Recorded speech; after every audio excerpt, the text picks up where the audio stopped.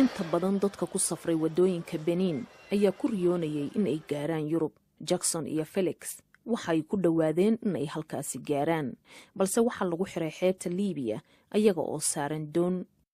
intii aan la iibin ka hor waxaan ku jiray jeel. waxaan arkay 10 qof oo la dilay. ninkiina ilaalinayay ayaa habeenkii noo yimi oo waxa uu tiriyay 20 qof.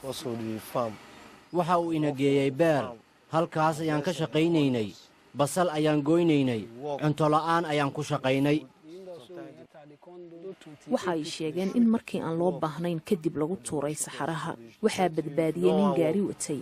markaa kadibna qaramada midoobay ayaa ka caawisay in la geeyo Nigeria. waxaan la hadalnay dhowr muhaajiriin ah oo u dhashay Nigeria, annaga oo raadinayna macluumaadka waxyaabaha ay la kulmaan.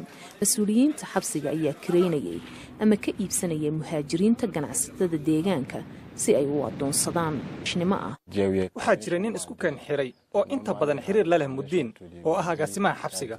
waa uu wici karaa, damiin ayuuna nagu sii dayn karaa.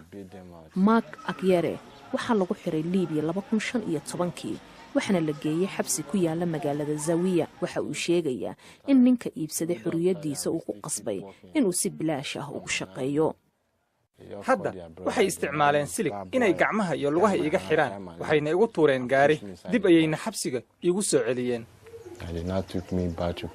haddaan ku laabanno xabsiga waxaa loo sheegay in la musaafurinayo. taa beddelkeeda waxa uu 7 bilood ku jiray xabsiga Garyaan.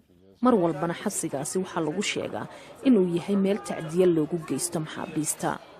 waxaa maamula wasaaradda arrimaha gudaha ee Liibiya oo iyada laftirkeeda ay gacanta ku hayaan 2 maleeshiya kooxeed.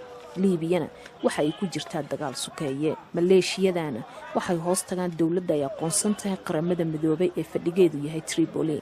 wasaaradda arrimaha gudaha ee Liibiya ayaanan ka jawaabin isku day aan ku wareysan rabnay.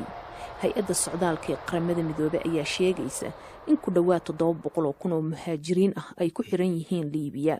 dhowr dal oo Afrikaan ah ayaa sameeyay isku day ay dadkooda dib ugu soo celinayaan dalalkooda.